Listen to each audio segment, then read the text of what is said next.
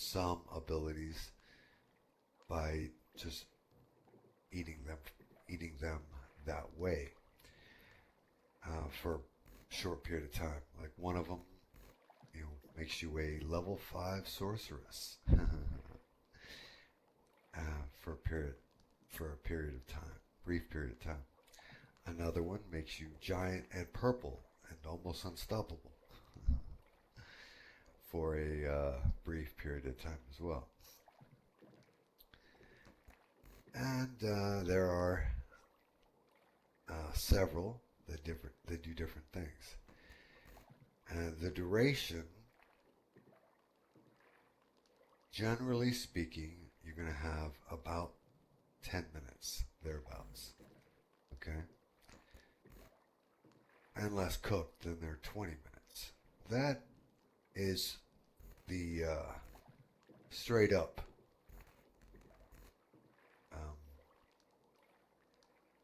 nuts and bolts. There's a lot more to it.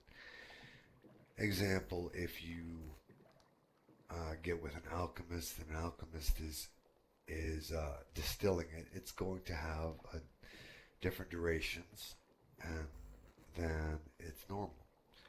Or let's say you get with a cook, and a cook is working on for you. You might have, let's say that you put more than one fruit together. 3 it's pretty much the max. 4, you could pull it off. It's going to have lesser duration. It's going to have a less duration, but a higher number of abilities. Let's say it becomes possible to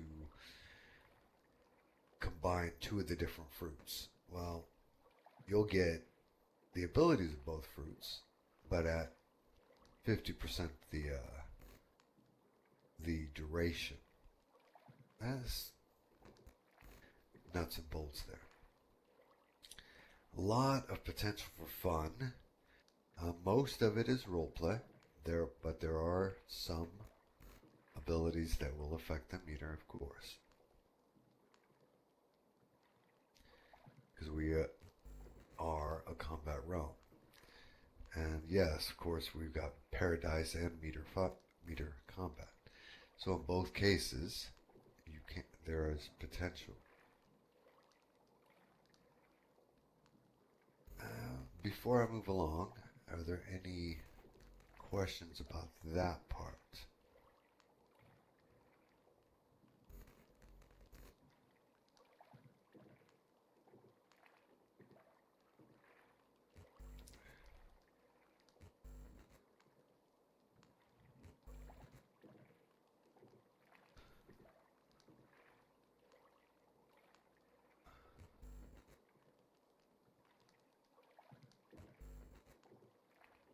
Thank you for asking that question, Zandal. It's 33, so 4 is pretty much the maximum you could do.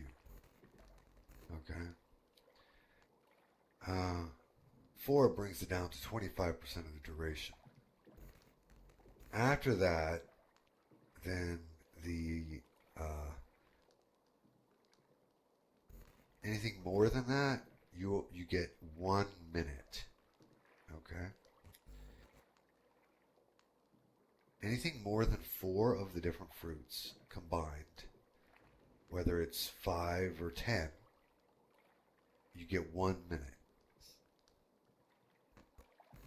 Okay, of the ability. Does that make sense?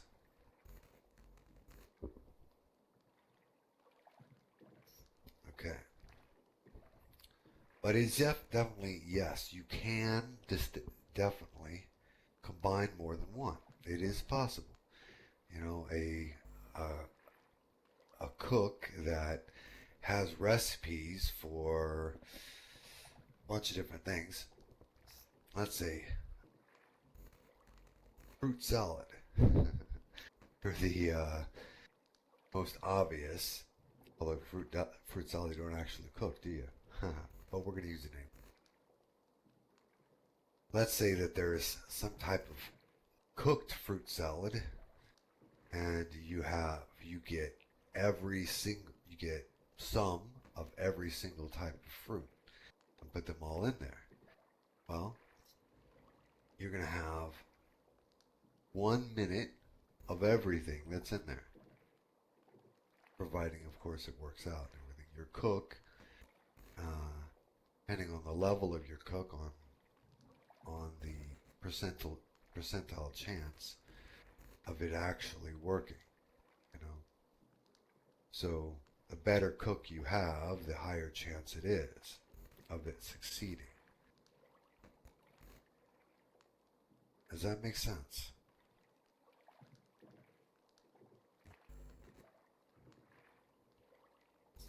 Okay. It also it makes the professions more important. Mic off. Gives your yes, level 5 cook. Excuse me. Gives your cooks and your alchemists extra things to do. Okay, obviously, I mean, everybody knows that weapons and armor smith, leatherwork,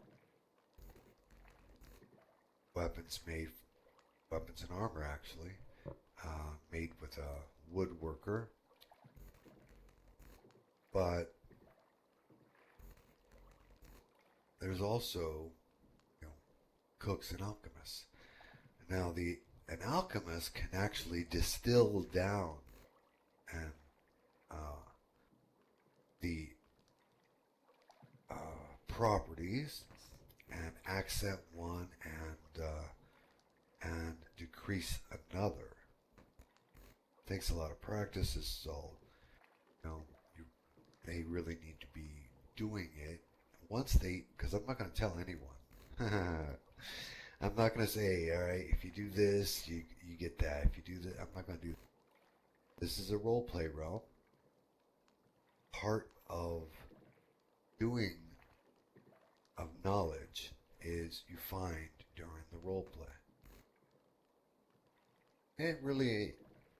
It has a lot of potential to add to it, and a lot of fun can be had.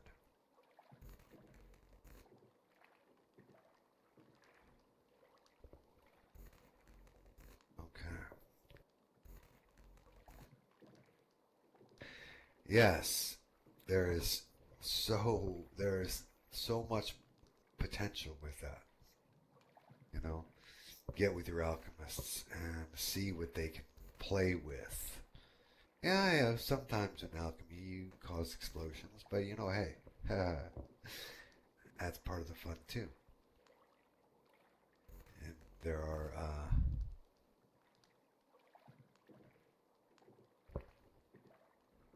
potentially interesting side effects.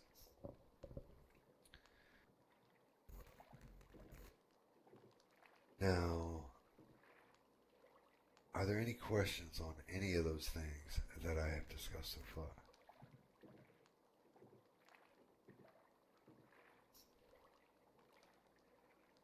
Okay.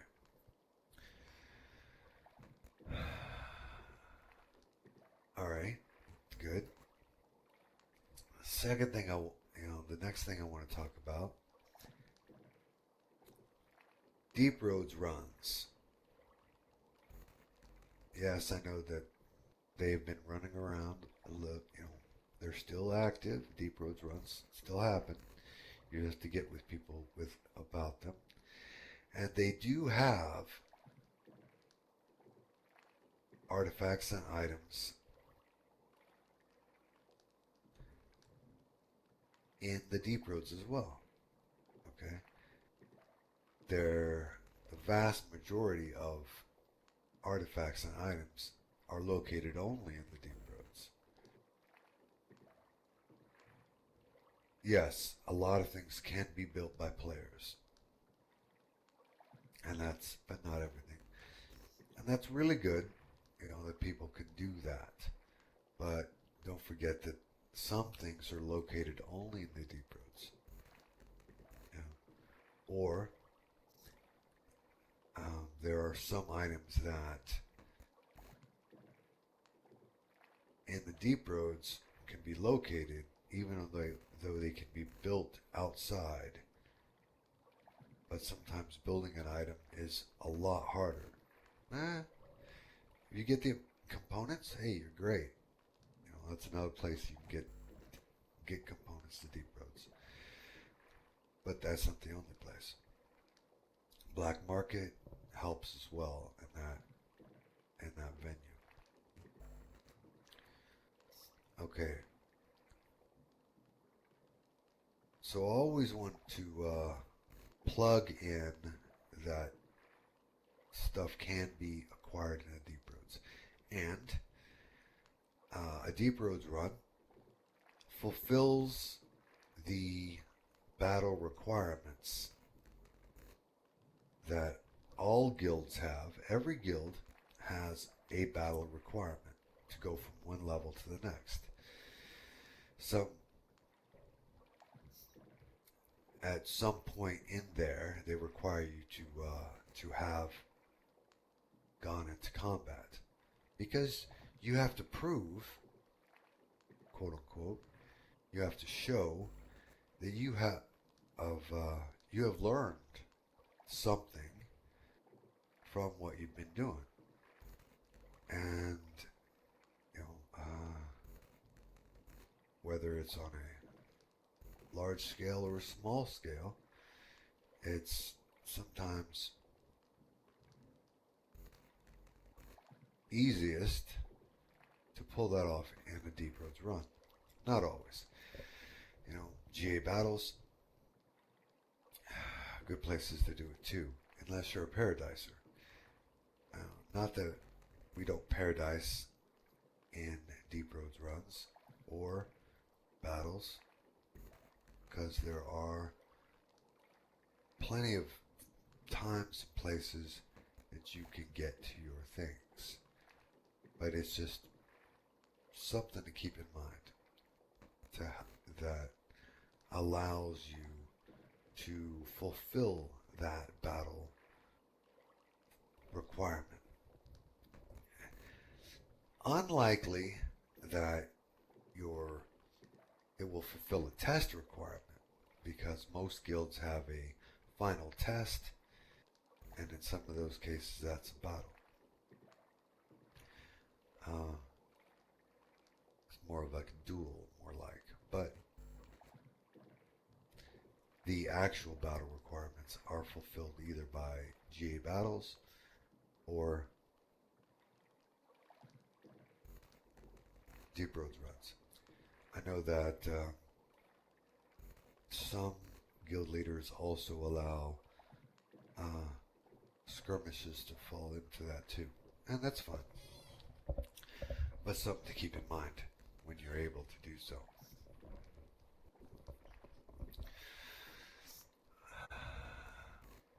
Bendu Valsharos Coyote, and welcome.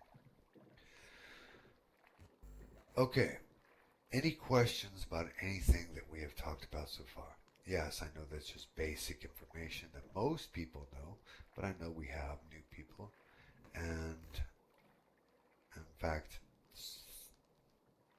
half the class today is new. So it's good to throw out stuff that people should really know. Okay? But let's move along with the components. Okay? When you gather components, whether it's wood or ore or leather, whatever it happens to be, there's a vast array. Don't just sit on them, okay? That's not going to do you a whole lot of good. You just have something in your inventory that may have a cool name, maybe, and so it's just sitting there rotting. But if you go to a crafter, then they can make something out of that with you, from you. Yeah. make something out of that item for you. Or, conversely, you can go to the black market and sell it off. Or in some cases, you can sell it off on a standard market. Depends on what the item is. But in all cases, something can be done with that. Let's say you're running around in the deep roads and you run along a 2-foot long black iron rod. And you're like, well, what in the world do I do with this? I guess I could hit people with it like a crowbar. Yeah, maybe you could. But if it has some strange nomenclature, like 2-foot long iron rod, then that means most likely it's used for something else. Okay? Let's say you find a copper ring that is the size of your ankle. Yeah, is it possible to find metallicite parts? Maybe. I mean, several have been taken down and their parts teleport away. So if you find a piece of a metallicite in the deep roads, that's pretty special. Because in most cases, the bodies teleport away. If you have the entire body of a metallicite, you are one of the few. Because generally speaking, if a metallicite is killed in combat, its body teleports away. The original designers did that on purpose. Now, some of the newer ones might not be imbued with that setup. You can tell, and as you encounter metallicite, you will find out that there is more than one model, and that different models have different power cores.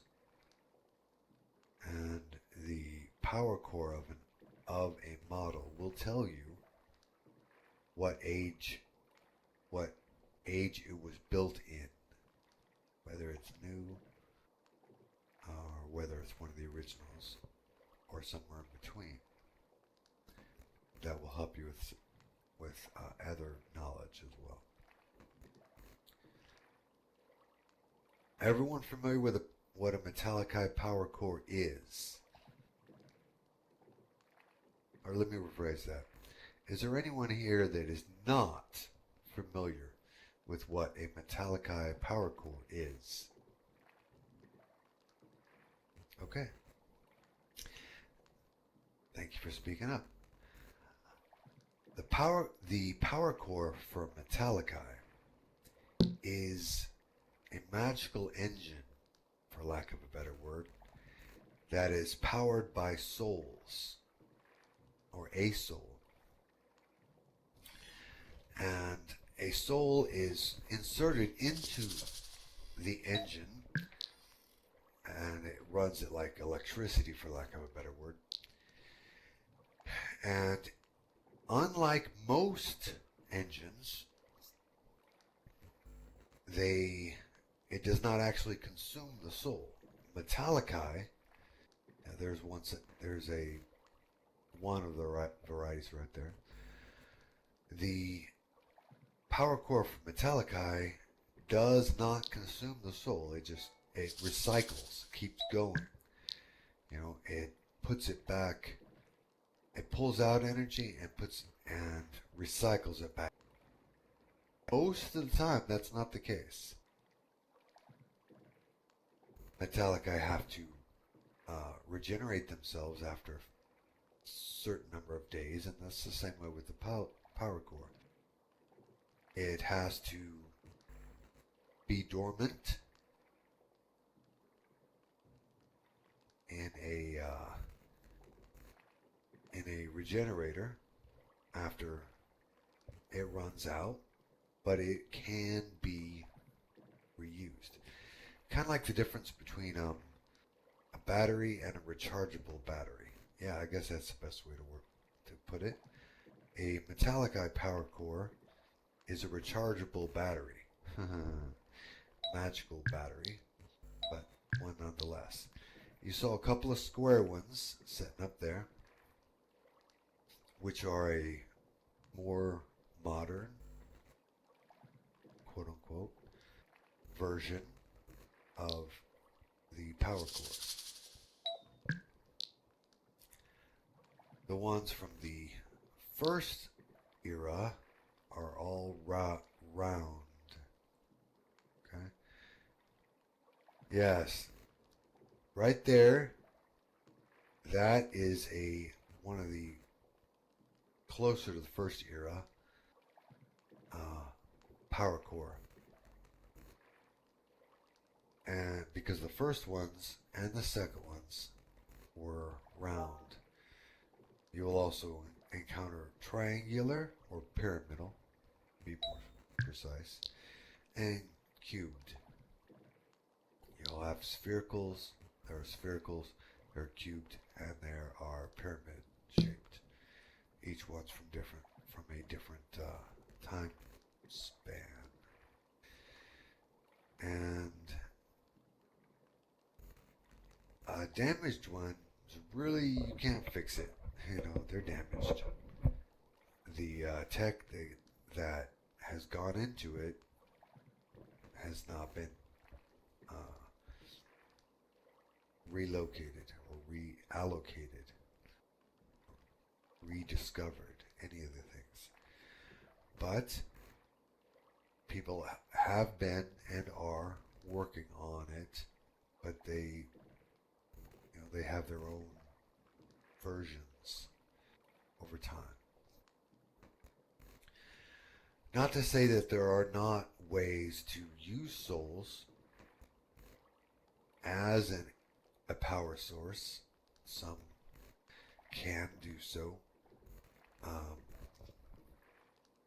Artificers of level 5, your max artificer, can make a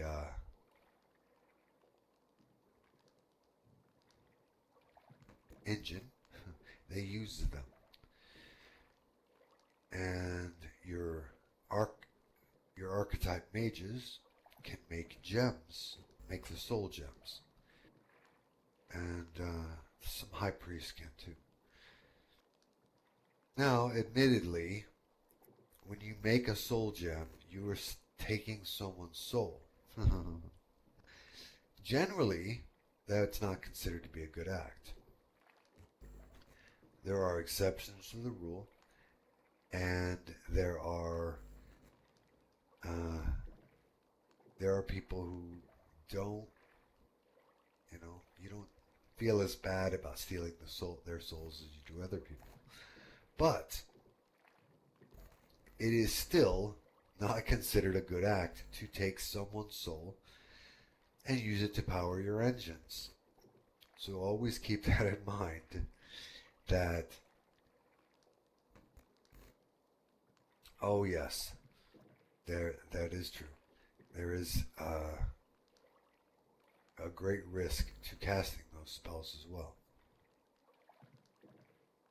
So always keep that in mind, that if you employ someone to make one for you, they are risking their own soul by making that for you. So if they charge you a pretty high price, that's because they're risking their soul to do something for you. Keep that in mind. There are ways around that, but most people don't know them, and they are very few.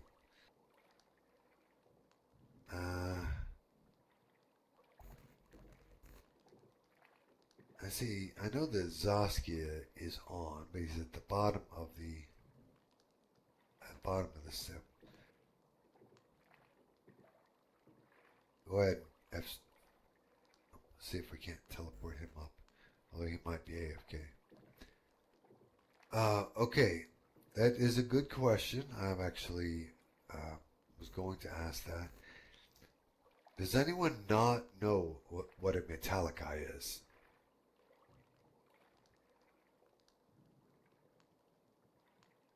Okay, Metallica is a living golem.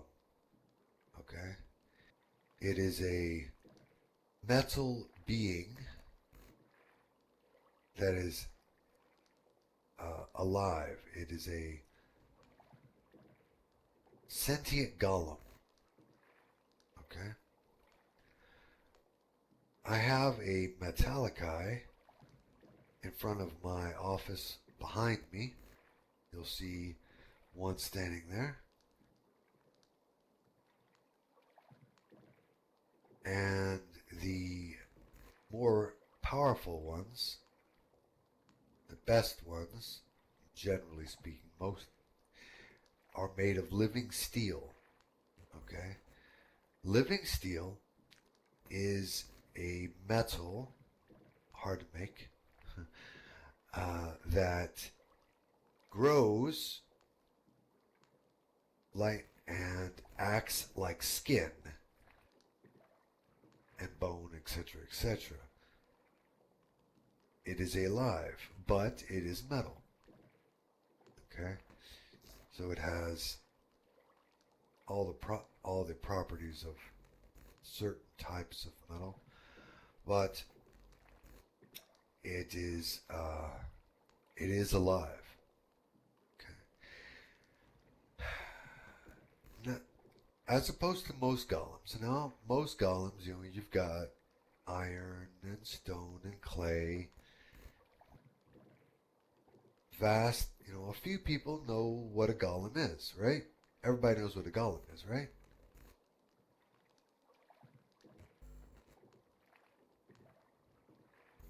A golem is a crafted person, monster, made out of a material. Okay?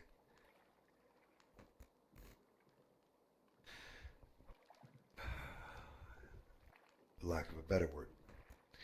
But a Metallica, the material that they are made out of, is actually alive. Metallica can be quite intelligent. Now, admittedly, the vast majority of them are stormtroopers, and for all intents and purposes, and they are just killing machines. But there are exceptions to the rule, of course, because you know, like any being that you create, who the person who created it, they are going to be the person who set their purpose and all that jazz. So most of them are killing machines. Very tough, extremely high hit point, regenerating, killing machines. But they're metal people for these, in the simplest terms, they're metal people. Okay. Does that help you understand what a Metallica is? It's just the basics. There's a lot of history that goes along with them too, and many people in this room can set you down and give you a lot more information. I just wanted to throw out the basics. Okay, so that leads to another thing that I want to bring up. Okay, monster summoning. Okay, now it's never really been a thing. that the GA has had a lot of capabilities of doing because of the simple mechanics that SL gives us. Okay? But in theory, monster summoning should be possible. Okay? And actually, I'm giving you a glimpse into something that's located in the secret library is monster summoning spells. But that does. Should anyone want to go there, as far as learning that conjuration art, it does present a few logistical issues. And if anyone starts going down that road, we'll worry about it. Right now, monster summoning has never been a thing, but it does not mean it can't be. But because it has not been, I have relegated that to part of the forbidden arts. Okay? Brings up another point. If there is a spell line that you haven't seen us achieve, bring it to one of my conclave members, and they will in turn bring it to me. I'm not online all the time, or I'd say come straight to me. You can leave me a message, but I'll get to it when I get to it. My apologies. It would be better to go through one of my conclave members. All right, all conclave members in this room, please speak up. Now, Nifredil is recording, so he can't speak up. So I will speak up for him. Master Apprentice Avail, Nifredil Avail, is one of them. Okay? And there you go. You've got Jalil Air, Master Apprentice Air, and you have Master Apprentice Thorn. And Master Apprentice Camino, and Master Apprentice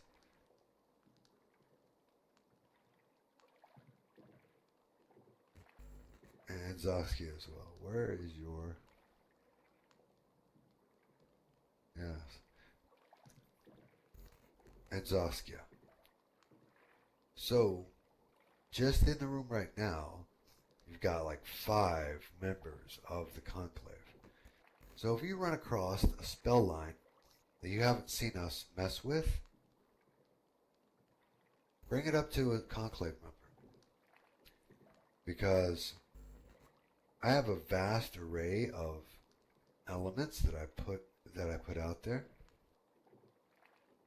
including necromancy. Just tip of the iceberg. But there are a few, like monster summoning, which is part of the conjuration art, that I'm going to add to the forbidden arts simply because it would be a good addition. If you have an idea that you haven't seen, hey, I might throw it into the hidden library as a potential spell line that can be worked on. And as you all know, I am always open to player suggestion. Doesn't mean I'm going to take your suggestion, no promises. But I am always open. If I look at your thing and say, hey, I like that, then it probably goes somewhere. Okay? Okay. Which, thank you for bringing bringing that up. There are two that I will not do, and chronomancy is one. I don't. I think that time magic is OP, and I don't want us suddenly be start having Star Wars visitors, or I mean, we have so many things in the GA, covers everything. I mean, we have our own lightsabers. They're magical, okay? They're not science, but we have them. We don't need uh, Captain Picard to show up, okay? I like him. He's a cool cat. He doesn't need to be in the GA. All right. Um, yes, that's true. You are, because of your class, you use a lightsaber. That's true. We call them different things because they're magic, but basically that's what it is. The two things that I won't do are time magic and wish magic. Pretty much everything else I'm relatively open to, okay? But I don't want to mess with time, and I don't want to mess with wishes, because alter reality, which is what wish magic is not palpable. Okay, we can control all kinds of things. Make the grounds open up and people fall and fly and all kinds of millions of things. There's so much we can do that I don't want to go into the wish magic or time magic. Everything else, pretty much open for. With that said, though, some things are going to be considerably more difficult than others. All right, bag of holding, for example. Bag of holding can be either acquired from me, Cantino, or an ancient one can be found in the Deep Roads.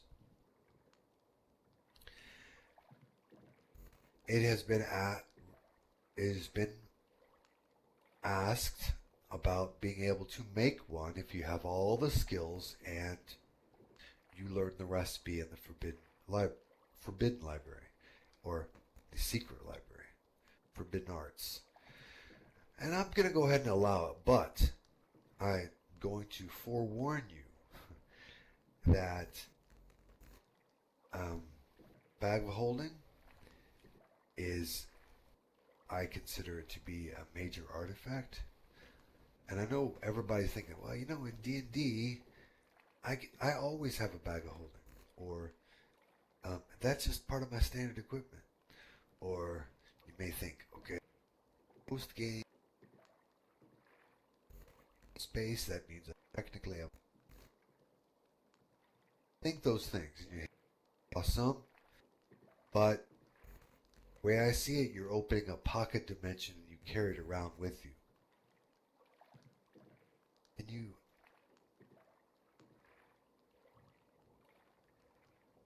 can everyone hear me?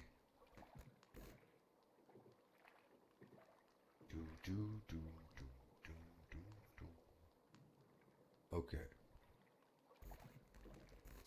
I don't know what everyone just missed. So I apologize for what you missed. But basically what I was saying is that there are a few items I'm going to allow to be crafted in the from the Forbidden Arts in the Secret Library. But they will take a long time. Example, bag of holding. You're going to have to be a master tailor. There's going to be more than that, but that's just the top. And then it's going to take a year of real time, because I don't want people just popping those out. Okay? Bag of holding is an artifact, and it should be one that you really value. If you've got it, if you have a bag of holding, then you need to remember that is an extremely rare item, and you should be proud of the fact that you got one. You know, it's not un, it's not standard equipment, so you should be super cool that it that you've got that. That is a awesome thing you have. Yeah, of course, they can be located in the deep roads, and occasionally, whenever we do auctions, I'll throw out a bag of holding as something you can get in your auction. But they're excellent role play, and they are quintessential magical items.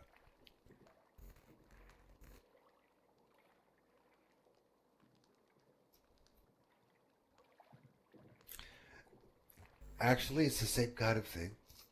There are like 6 or 7, maybe 8 items that are all basically the same magic. When I say bag of holding, I'm including all of them, like Heward's haversack, and and the uh, collapsible tent and portable hole.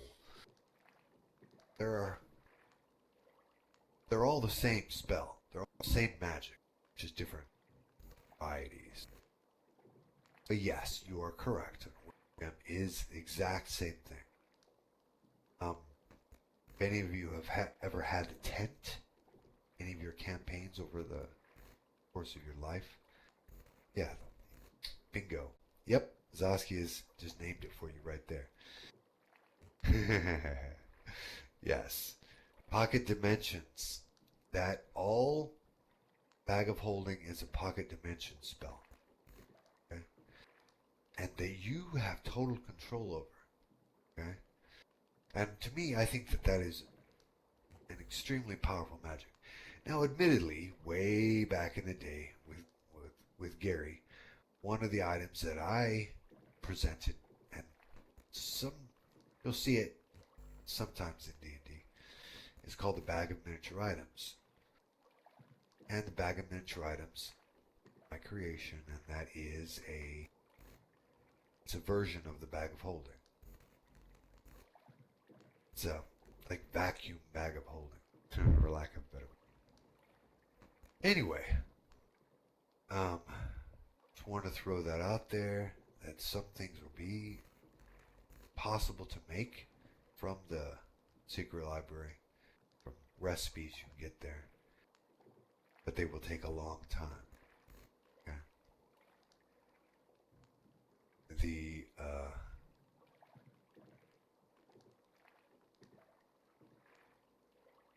Deep Roads runs and potions and stuff will have be more standard for you. Okay.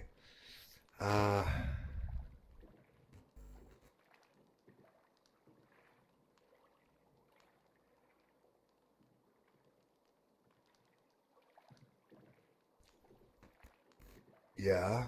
I know Heward's haversack is one of them.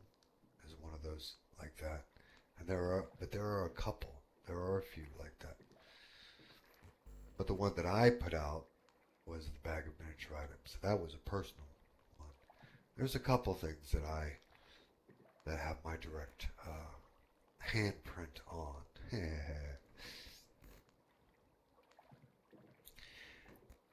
Anyway,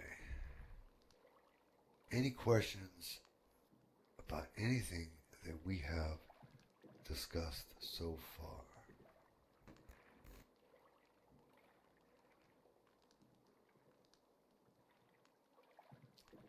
Do, do, do, do, do, do, do. Okay.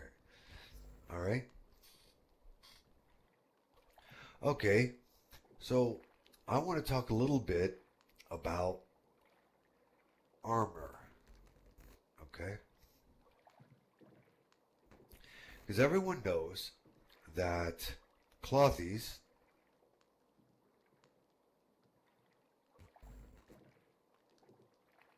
you wear cloth. Real fast, I'll I'll tell you the bag of miniature items just because you mentioned it. Bag of miniature items is a bag of holding that you can use like a vacuum. You can pick up, it's like an offensive bag of holding. It has limited space in it, but everything that, yeah, yep, everything turns into a little tiny marble, and then and it goes into the bag, and then you can take those marbles out, throw them out, and they become that thing again. You know, whether it's a castle or a troll. Yes, that's right. Yep, Kimber had one. That's right. That's correct. But uh, it's an awesome item. But you have to have the thing, okay? In order to put it in there, you have to be able to get the thing. All right. If you have more questions about not that I see a bag of miniature items in the future, any anytime soon. Um, but it does exist, and yes, Kimber, uh, should she ever reappear, has a bag of miniature items. Okay, now what I was gonna say is, okay, everybody knows that clothies wear cloth, right? And everybody knows that leather wearers wear leather, and that metal wearers wear metal. Those are all pretty straight up, uh, simple, but that does not mean that you necessarily have a worse armor class. All right, now you have a. If you're just wearing cotton, all right, you're a clothy. All right, you got Malachite and Sab sitting in front of me. Let's say because they're both clothies, and Crystal, I see you, and probably several other people, but you three are immediately in my visage. Now, if you're wearing cloth, all right, obviously you have your armor is not as good as someone who's wearing metal, right? Technically true, but if that cloth is made, yes, made of a higher material like spider silk, you have a better armor class. Or iron spider silk, which is the best of them all, you're going to have a better armor class. You're going to be running around, even though um, you are running around in uh,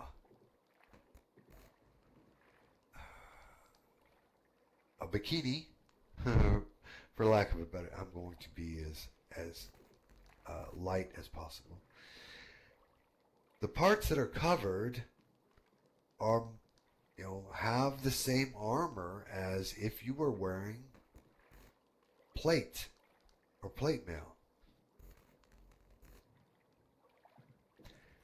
That's true. Cantino does have access to quite a few things. Okay.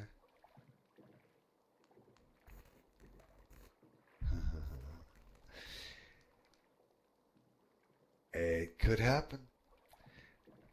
Now, do remember, yep, that the same thing goes with leather or metal. There are there are a few metal. Let's go back to leather. There are a few leathers that are tougher and more supple than than others as well.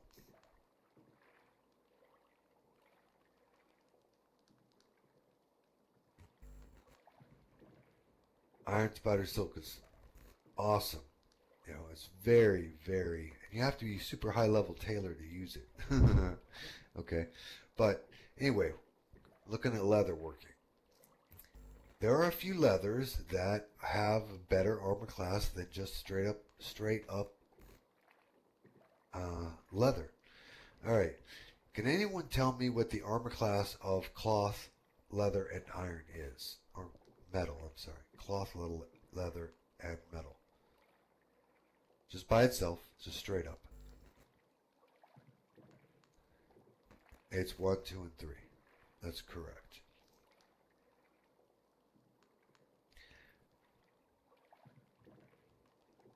And anything magic is going to change that. Okay? Or one of the specials. So you could effectively, if you got iron, spider, silk, then even though you're wearing cloth, you could have armor class 3.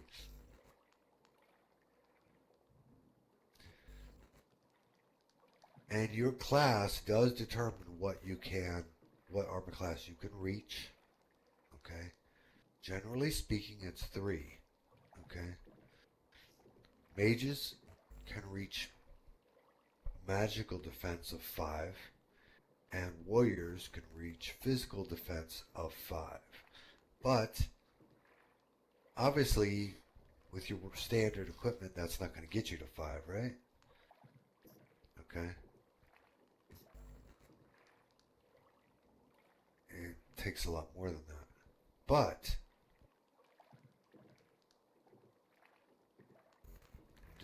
most cases, everything else is limited to 4. All right? Everything else, you are correct. Everything else is 4. And that's if you have max stuff. But a potion is going to be able to pop you over to 5 for a short period of time. But it's still, a potion is not going to, a magical defense potion is not going to pop a warrior up to 5. But a magical defense potion will pop a mage up to 5 magical defense. A physical defense potion is going to be able to pop a warrior to 5, but that same potion is not going to be able to pop a mage to 5. Does that make sense to you? Yeah, Stone Skin is a good example. Yes. Does that make sense to you?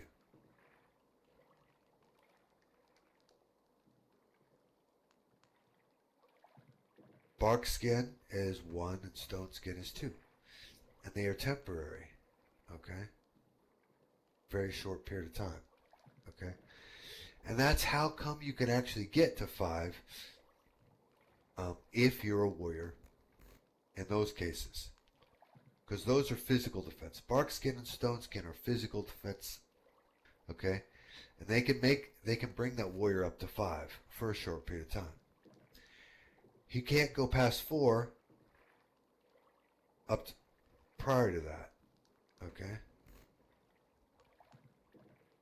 4 is the max that anyone can reach outside of a spell.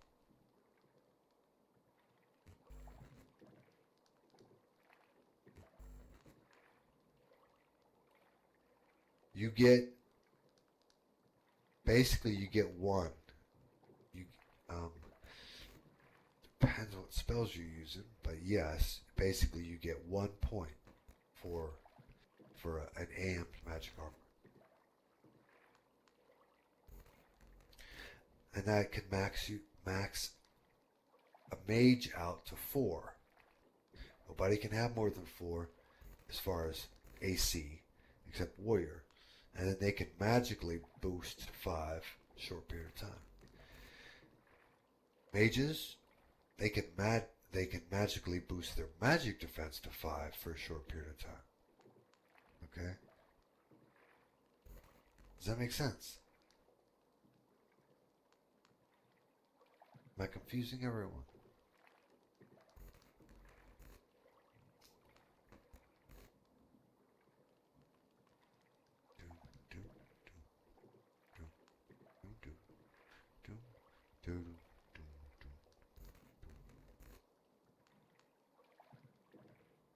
Okay.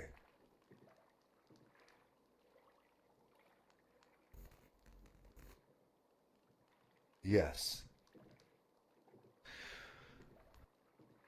Well, it can be two. It depends on how you spell weave. There are, eh, but one, because there are two different spells that you could weave together and make it two. It is not impossible to do that. As a, all right, but the magical armor, spectral armor is one spell. Okay, and I'll give you 1 point. Okay, but there are two other ones that will also give you 1 point, but you can only have up to 2 points. Even if you had all three of them, it still only give you 2 points. You understand that? Makes sense. But yes, 4 max, 5 with a temporary enchantment. But that 5 is only for mages as far as magic.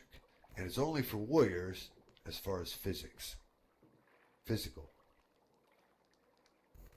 So warriors can temporarily reach 5 AC. Mages can temporarily reach 5 magic resistance. But 4 is the max you can get up to before that, prior to that spell.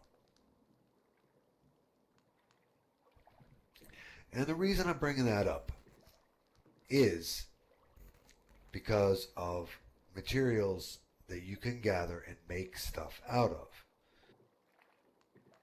Alright? So if you're running around with iron spider silk, even though you normally would have, your armor class would not be as good. Okay? Then it will be because you're wearing that. Alright. Cloth, when someone's, yeah, Nif said 1, 2, and 3.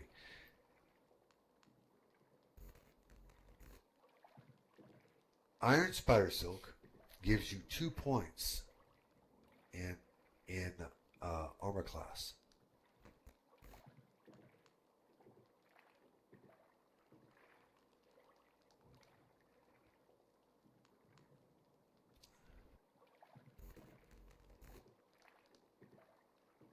Okay.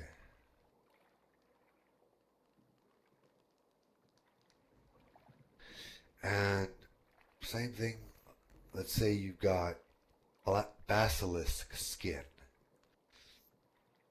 Or, and I apologize to Little Thorn, let's say you have dragon hide. Alright.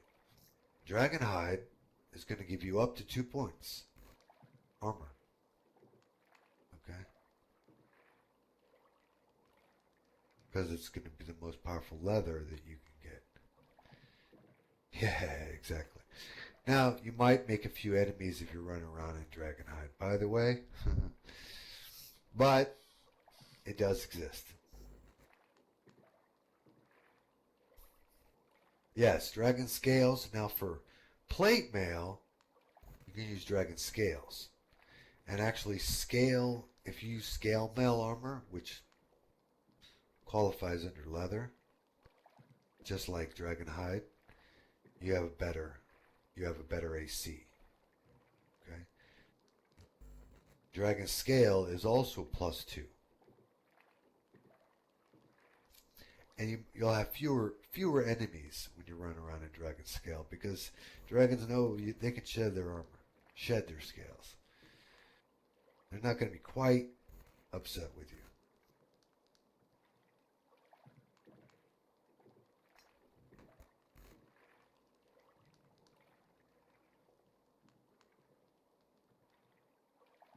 Correct.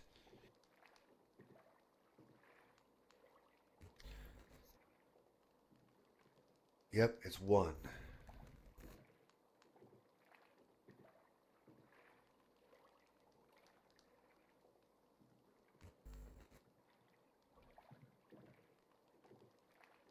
Yep.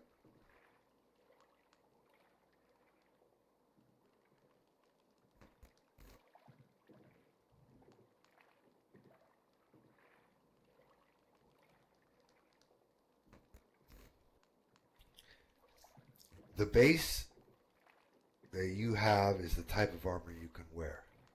Mages, base, they wear cloth, so that's one. Rogues, that's two. Warriors is three because they can wear metal armor.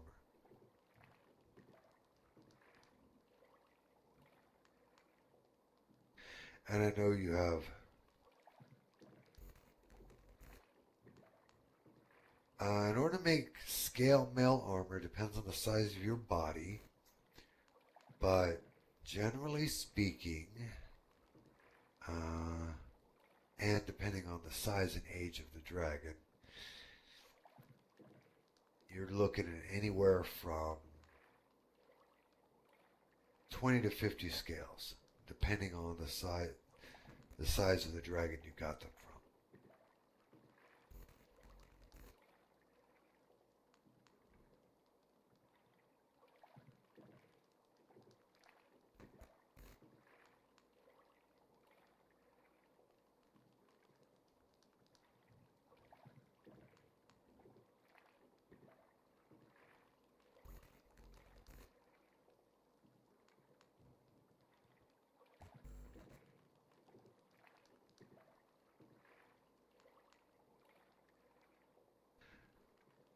A mage in Iron Spider Silk would have armor class 3, plus it can be an enchanted. So it could possibly be at 4. Okay?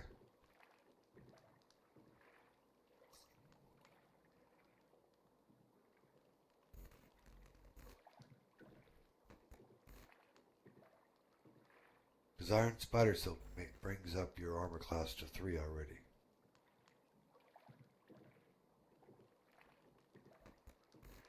Plus it can be enchanted to make it one more. Okay? Confused? I'm listening. Okay.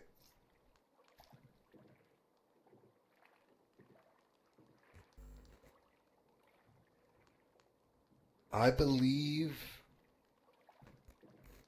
Malachi has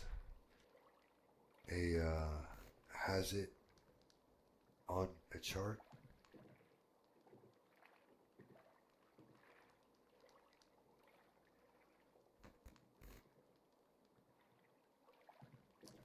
But yeah, it's pretty simple and straightforward.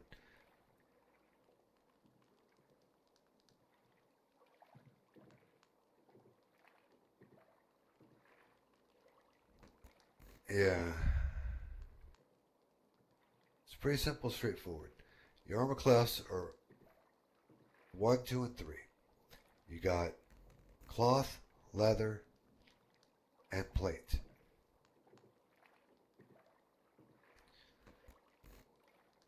And then if you have spider silk, it's inherently one better.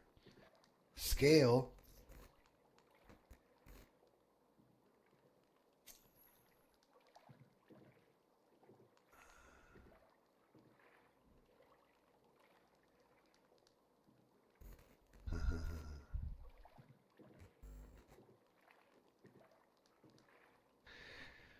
Yes, actually, we have had many discussions over time that cloth should be armor class 0, leather 1, and then scale and chain leather would be 2, and plate is 3.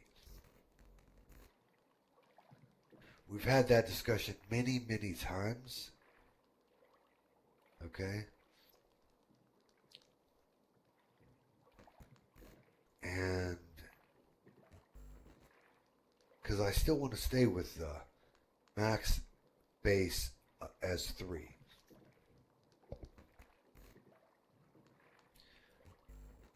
But you are right in the fact that chain and scale aren't actually fit. They don't actually fit into it. So, but in order for them to fit into it, that brings cloth down 1 and leather down 1. because I'm not going up to 4. Does that make sense?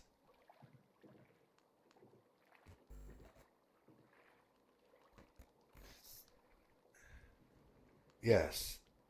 Cloth, leather, mail, and plate. We've had that discussion many times. Vark and I have had it.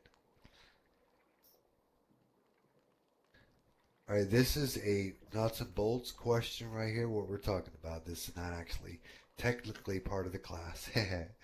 This is something that Vark and I and some of the others have discussed many times.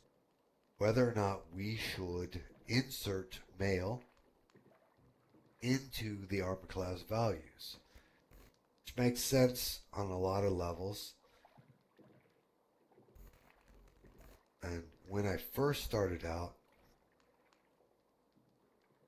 when we first started this, cloth was armor class 0. It was armor class 0 was cloth, armor class 1 was leather, class 2 was mail, 3 was plate. Then a few years later, mail was pulled out and the other two were moved forward because we didn't have a lot of mail wearers. That's right.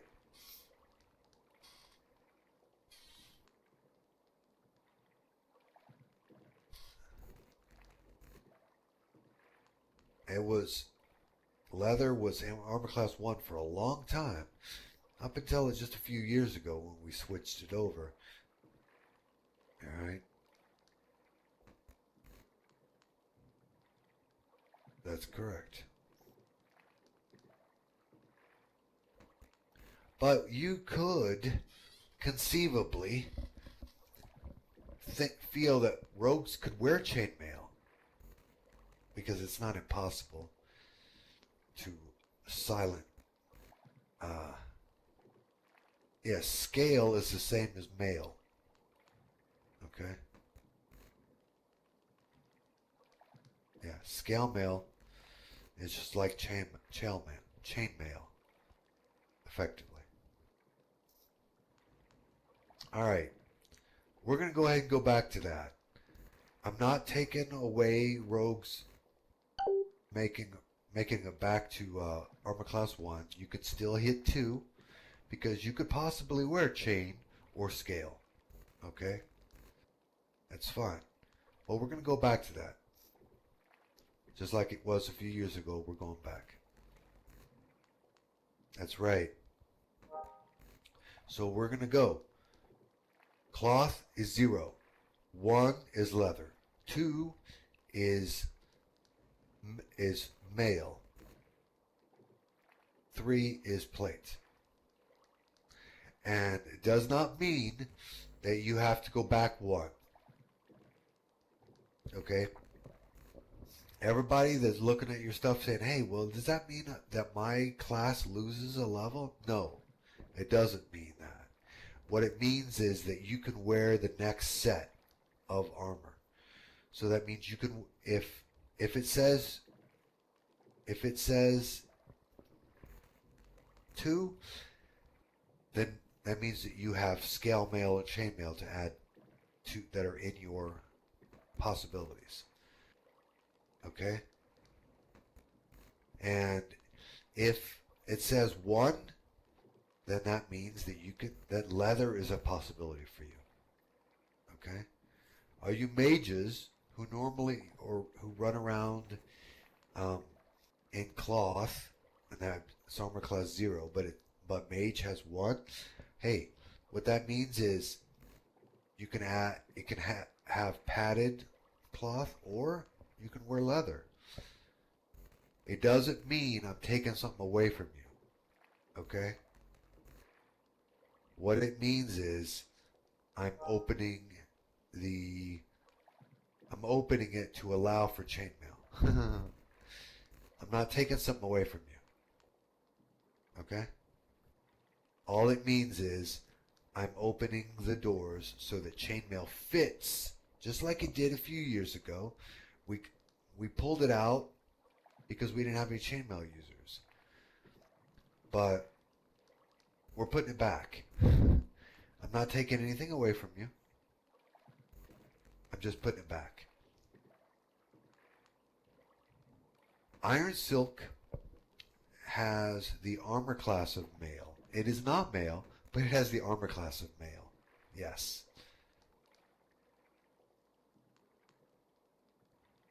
Iron Silk is still cloth, but it has the armor class of male.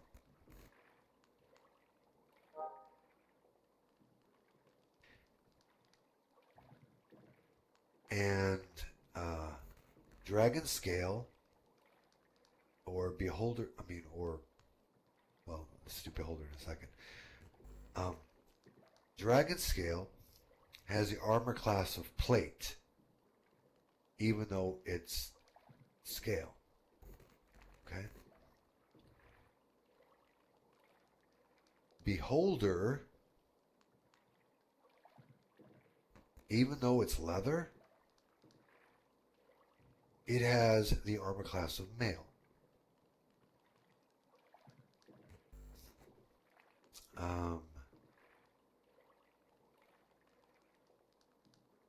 Someone throw out a special type of leather.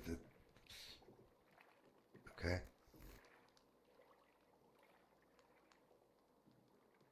Just pick a random creature.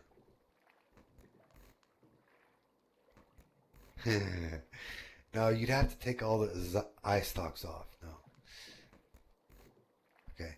Standard lizard hide would be the same as it normally is. Dragon hide would be, instead of, even though it's leather, which would be 1, it's a 2. Dragon scale would be a 3.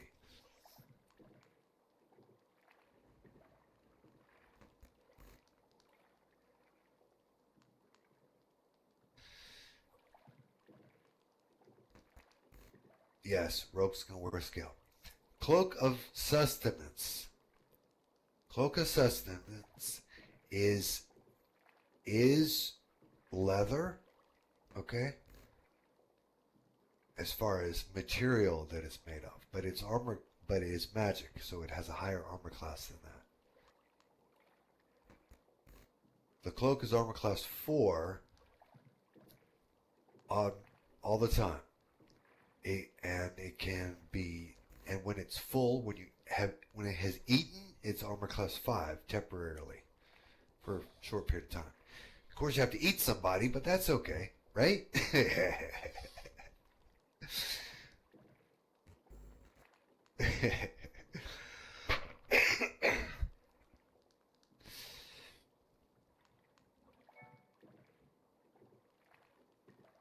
Does that make sense, Zaskia?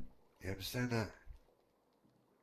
I mean, even if you're naked, as long as you got your cloak on, you got armor class 4. You don't have anything on. You can jaybird out there. As long as you got your cloak on, you're armor class 4. And then if you eat people, you have armor class 5. Yeah. You'd be the trench coat killer. Just need to give you a white van, right? Okay. Does that help? Everybody understand that?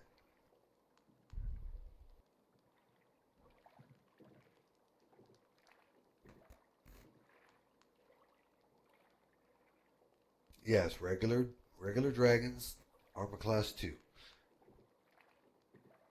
Because that's dragon hide.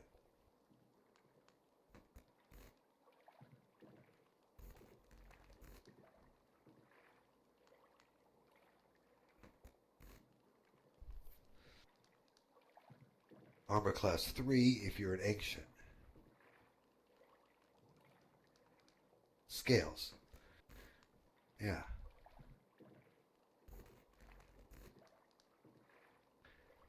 Ancient dragons are automatically armor class 3. Regular dragons are armor class 2.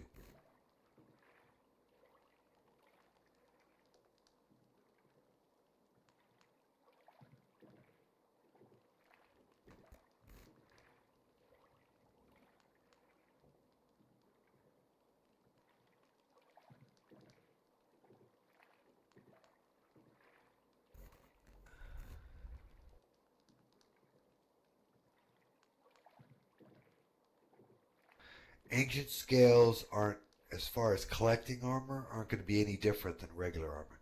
The reason ancients have a higher armor class than regular dragons is because they have gem encrusted scales and they have tougher scales. It's not that when you gather them they're any different. So when you pick up a dragon scale, two dragon scales are going to look the same, except size.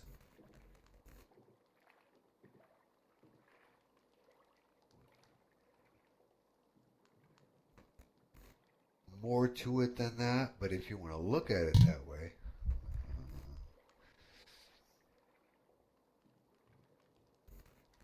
because they are because of magic and other things. If you want to look at it that way, it's not exactly correct.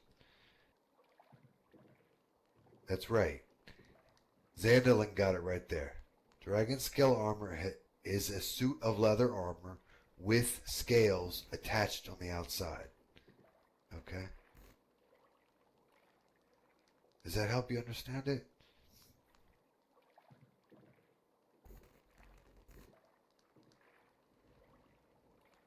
Yes, thank you. All right. Yeah. I'm glad you said that because that is correct. You know, that is correct.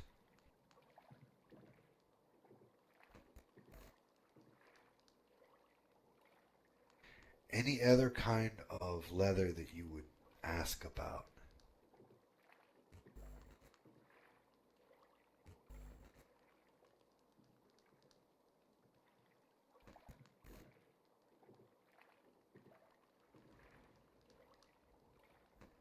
Yeah, I don't know why you would attach scales to cloth.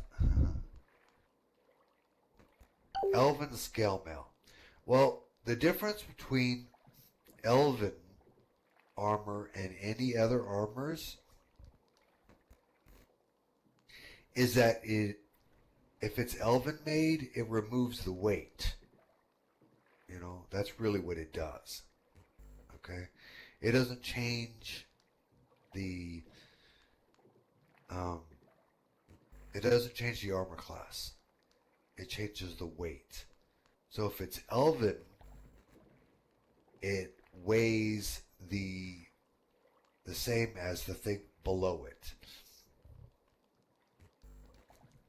Like elven plate mail, elven chainmail, for example, will weigh the same as leather. Elven leather will weigh the same as cloth. Elven cloth weighs nothing. Okay? You got it right. That's the elven. That's the elven way.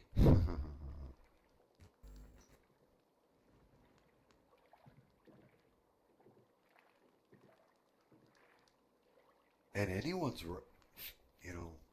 free to write down what we've been talking about. It is being recorded, so somebody can come back and do it later. But it isn't, it's important.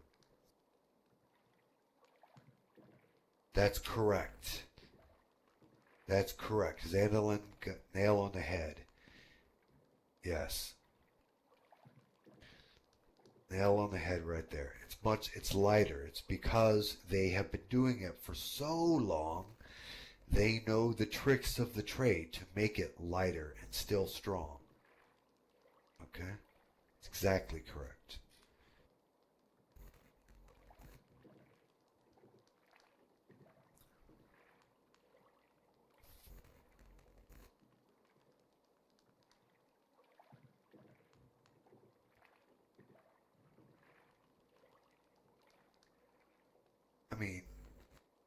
I mean, even when we're talking about adamantium or adamantite, mithril or orichalcum, which are the three uh, base types of uh, enchanted metals or special metals,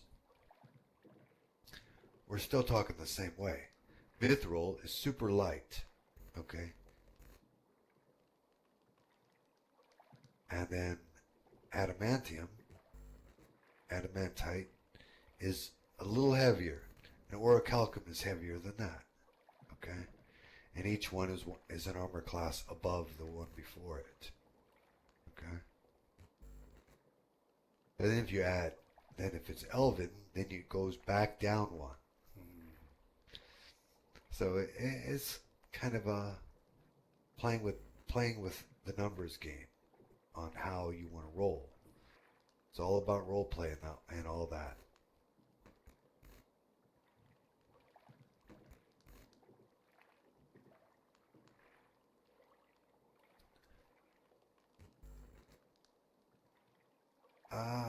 I believe clerics are 2/2, aren't they?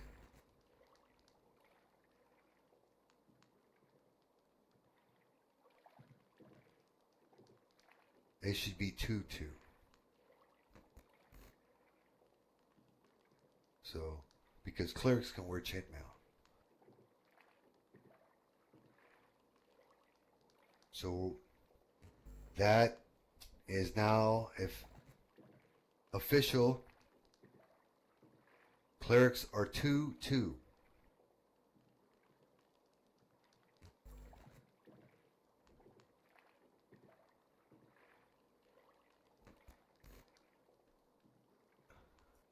Um, when you are a paragon, you get to wear the best armor of both your classes combined. Okay?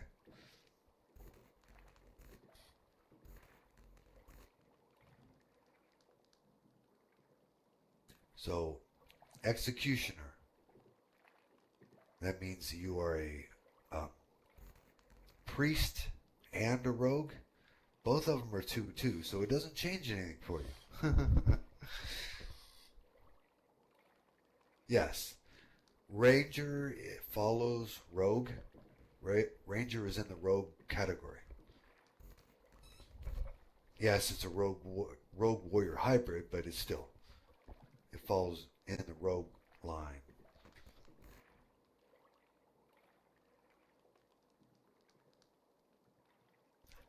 It's actually rogue warrior druid hybrid, but it's still in a rogue line.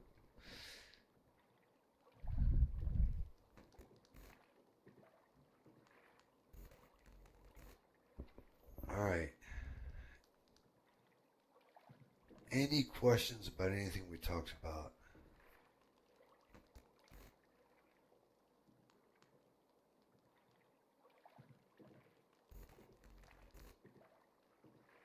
Any leathers that you would actually ask a question? Rangers, 2.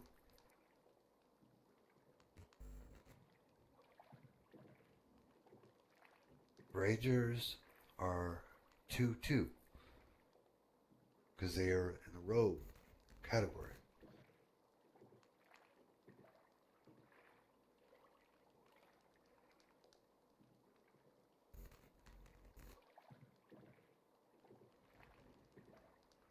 That's right. Rangers can also wear chainmail.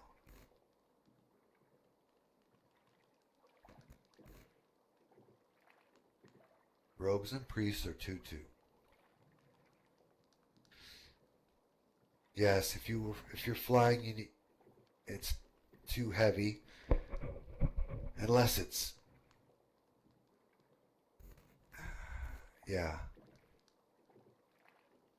If you need to shed some weight if you're flying. Yes, I would go with Elven Iron Spider Silk. then you're then you're rolling. You got the best armor class, the lightest weight it can be for if you're going to be flying.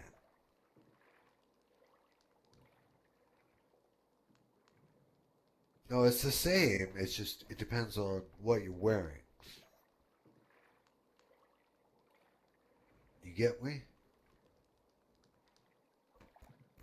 Shamans are priests. All priests are 2/2.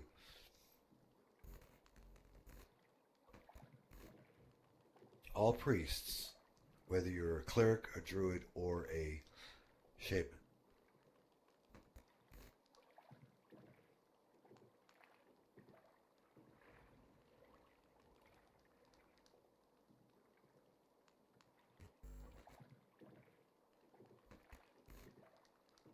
Yes, there are special leather types. That's why I just asked a few minutes ago.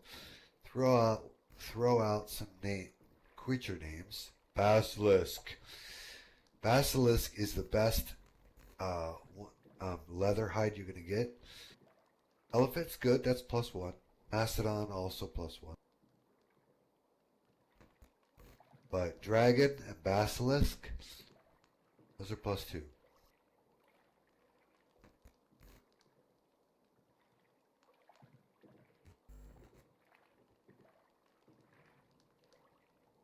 So those are AC3.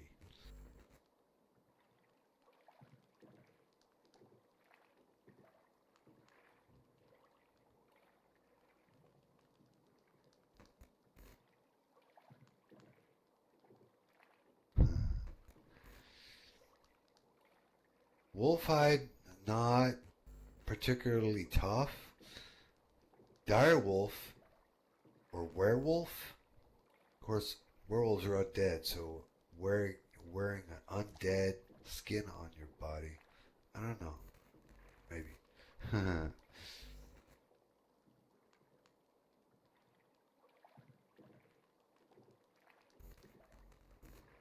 Yeah, basilisk is a good choice. Beholder, that is +2 also. Beholders have armored plates all over their bodies, so you're wearing scale mail if you have beholder leather.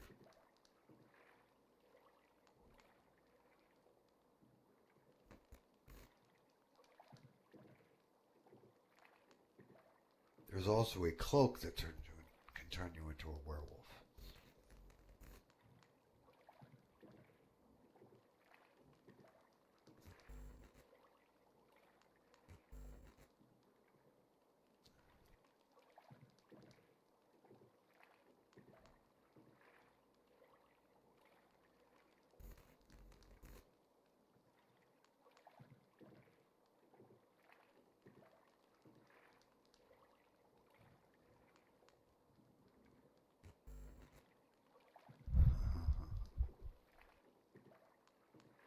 Okay.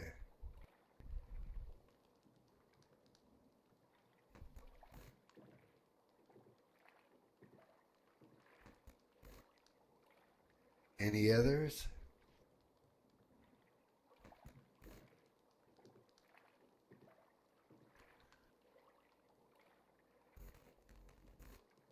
Cursed armors are amusing.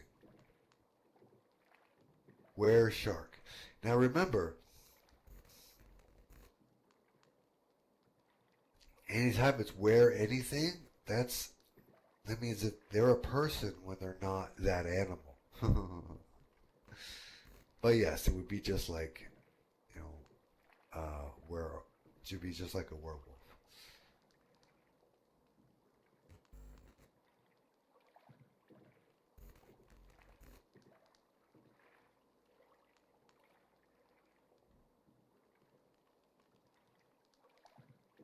Velociraptor, Velocipaster.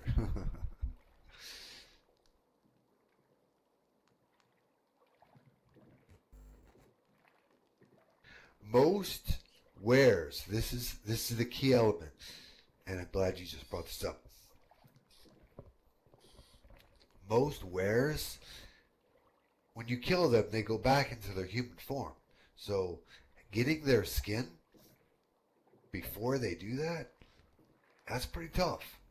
Possible? Yes. Very, very difficult.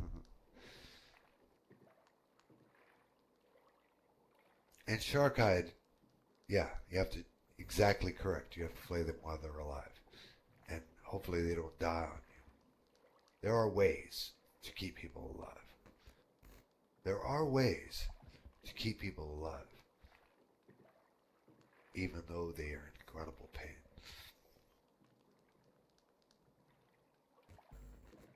but it does hurt. Okay. Um, but that gives you general ideas.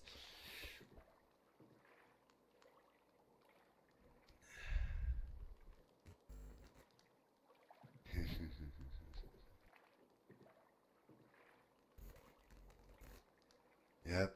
I go talk to Ronald McDonald. He might be able to help you with that one. Say, hey, I need werewolf shark skin. Shit.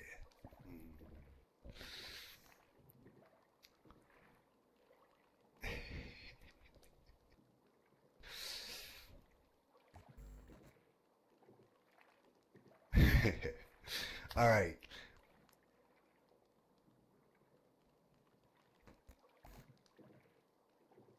Any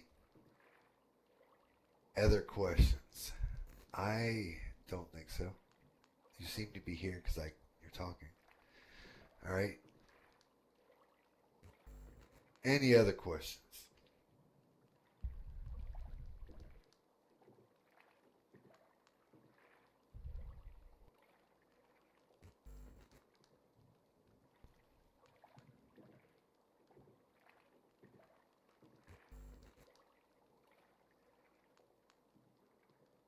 All right.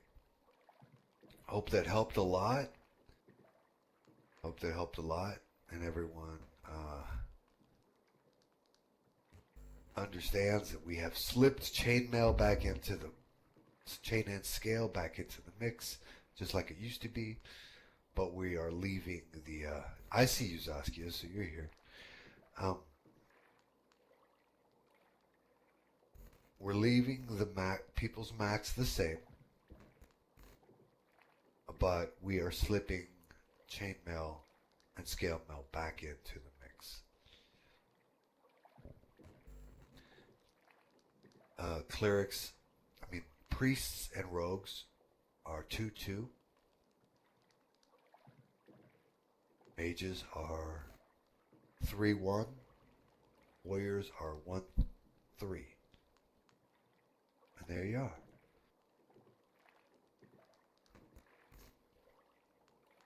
Pretty balanced out. Should be scored away.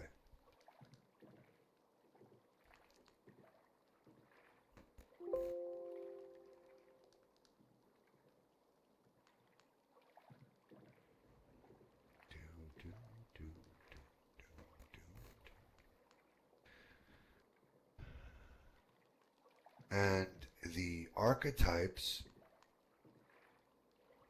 Okay, yeah, that's good right there. We'll just leave it there. Okay. I'm going to go ahead. I'm going to close this in a few minutes if there are no other. But I'm going to give you another chance to ask questions so that everyone is copacetic.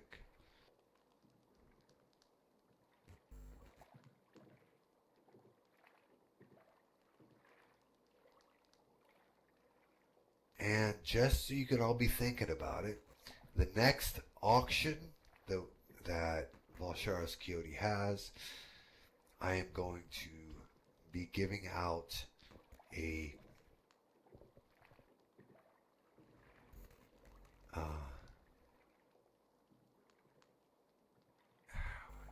best way to put it, a living fire sled.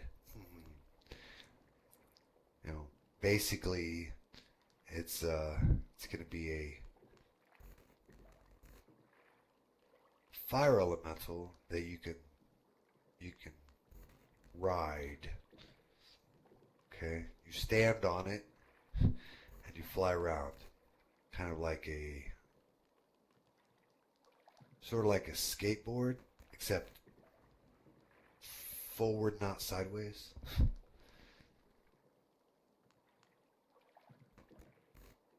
That'll be what I give out for the next auction. Okay. Yeah, if any of you are familiar with Demo Goblin from Marvel, look at his ride. That's what it is. That's what I'm going for. Demo Goblin from Marvel. Check his ride out, and then you'll see what that is. Pretty much exactly what I'm going for. Okay? It's a fire elemental. Alright. Had a lot of good potential role play and gives you flying. Whoever gets it. Demo Goblin. I'm gonna type it out so that you.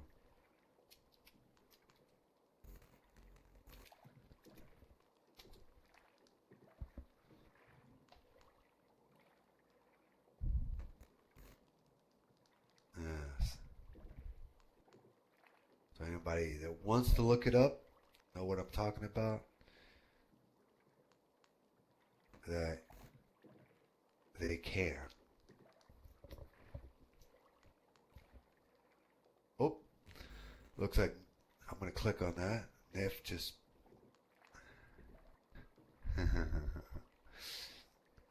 Let's see. Yeah, there you go. See that? See that thing he's riding on right there?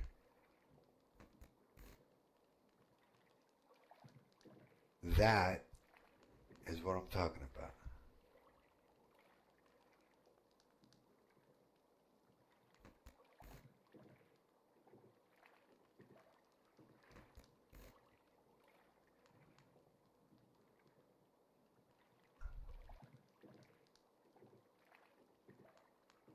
Okay.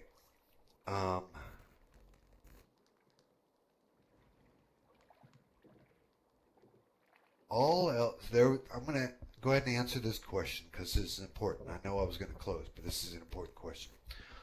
All elves, whether you're high elf, dark elf, or anything else, the reason they are split in the way they are is because the element they chose originally to help them survive. In the case of dark elves, it's the dark. Okay? Fire elves chose fire. Ice elves chose fire. Chose ice. Blah blah. The list goes on. Because there are 13 types of elves. But it does not mean elves are elementals. We do have an elemental origin, but we are to humans, they consider elves to be outsiders. But we have been here for 500,000 years. We're not outsiders anymore. We were a long time ago. Okay? We were, just like angels and elementals and demons and devils. There was a time when we were outsiders, but we're not anymore. Now we are Terrans. We've been here for 500,000 years. Okay?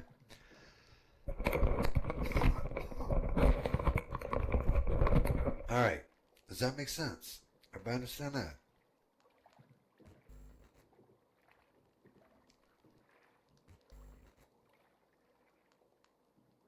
Okay. We won't make sure everything's cool and copacetic. Understand that? I mean, one of my favorite things to talk about is elves, but that's a whole new class. Emo Goblin. Hildy. That's funny. That was funny. That was well done. That was hilarious. Okay. Okay. Any questions?